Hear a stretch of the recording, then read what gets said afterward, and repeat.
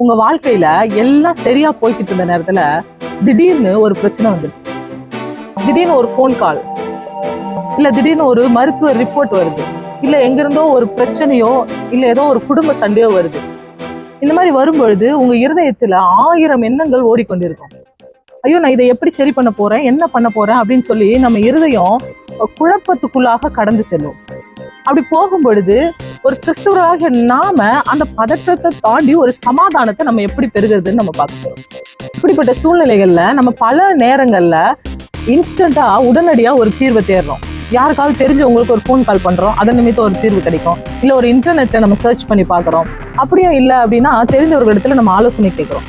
இது உலக பிரகாரமான நம்ம செய்கிற விஷயம். இது தவறா அப்படின்னு கேட்டா இது தவறு இல்லை. ஆனா வேதாகமும் என்ன சொல்லுது அப்படின்னு நம்ம பார்க்கலாம். சங்கீதம் 46:10 நீங்கள் அமைதலா இருந்து நானே தேவன் என்று அறிந்து கொள்ளுங்கள் அப்படின்னு வசனம் சொல்லுங்க. அப்போ இந்த பதட்டமான சூழ்நிலையில நம்ம எடுக்கிறதான முடிவுகள் முற்றிலும் எப்பொழுதும் தவறாகவே இருக்கும்.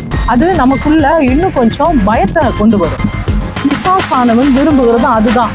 நம்ம பதட்டத்துல நம்மளை ஒரு குழப்பமான சிந்தனையில நம்மளை கொண்டு போய் நம்ம பிரச்சனையில கீழே தள்ளுறதுதான் அவனுடைய சூழ்நிலை.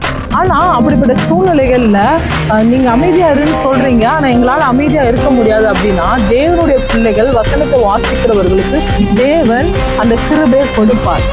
ஏன்னா நம்முடைய தேவனும் அமைதியா இருந்தாரு. அப்ப அமைதியா இருக்கும் பொழுது அந்த சூழ்நிலைகளை நம்மளால மேற்கொள்ள முடியும். அமைதியா இருக்கணும் அப்படின்னா வேதாகமத்துல ஒருத்தர் அதை செஞ்சு காட்டியிருக்காரு. புதிய ஏற்பாட்டுல சீஷர்கள் எல்லாம் படகுல போய்கொண்டு இருக்கிறாங்க. அலை அடிக்குது, காற்று அடிக்குது, மூழ்கி போகிறதான ஒரு சூழ்நிலை. இனி தப்பி பிழைப்போன்ற நம்பிக்கை அவங்களுக்கு இல்லை. அந்த நேரத்துல அவர்களோடு கூட நம்முடைய ஆண்டவராகிய இயேசு கிறிஸ்துவும் இருக்கிறாரு. அவர் என்ன பண்றாருன்னா அமைதியா தூங்கி கொண்டு இருக்கிறார்.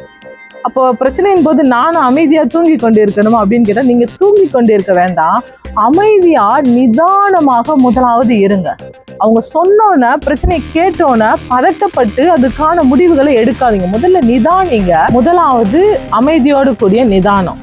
2வது பிலிப்பியர் 4வது அதிகாரம் 6வது வசனத்துல சொல்லப்பட்டிருக்கிறது, நீங்கள் ஒன்றுக்கும் கவலைப்படாமல் எல்லாவற்றையும் குறித்து உங்கள் விண்ணப்பங்களை ஸ்தோத்திரத்தோடு கூடிய ஜெபத்தினாலும் வேண்டுதலினாலும் தேவனுக்கு தெரியப்படுத்துங்கள்.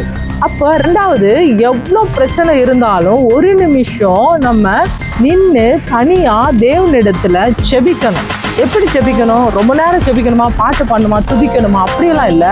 ஆண்டவரிடத்துல, ஆண்டவரே இந்த பிரச்சனை திடீரென்று வந்துவிட்டது, இந்த பிரச்சனையை எப்படி நான் சமாளிக்க போகிறேன், எப்படி நான் இதை ஜெயிக்க போகிறேன், எப்படி இதை நான் கடந்து போக போகிறேன்னு எனக்கு தெரியல ஆண்டவரே.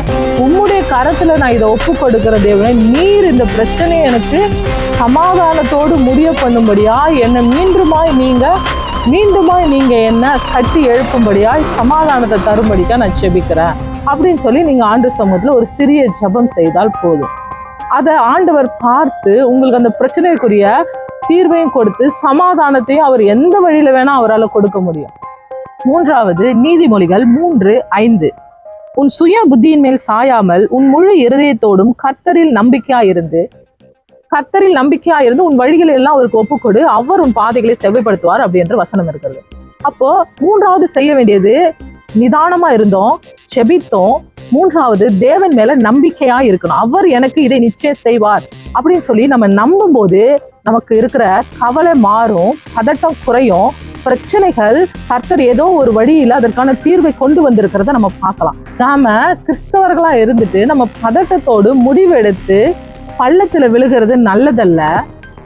உங்க பயம் கவலையை கொண்டு வரும், ஆனா உங்க ஜெபம் உங்க கவலையை போக்கும். அப்ப முதலாவது அமைதியா இருங்க, 2வது ஜெபம் செய்யுங்க, 3வது தேவனை நம்புங்க. இது 3ஐயும் செய்யும் போது எப்படிப்பட்ட பதட்டமான சூழ்நிலைகளையும் நம்மால மேற்கொண்டு ஜெயம் எடுக்க முடியும். உங்களுக்கு இன்னும் வேதத்தை பற்றி அதிகமாக கற்றுக்கொள்ள வேண்டும், வாழ்க்கையில வேத வசனங்களை நடைமுறைப்படுத்த வேண்டும்னு ஆர்வமுள்ளவர்களா இருப்பீங்கன்னா நீங்க இந்த சேனலை சப்ஸ்கிரைப் பண்ணி வைத்துக் கொள்ளுங்க.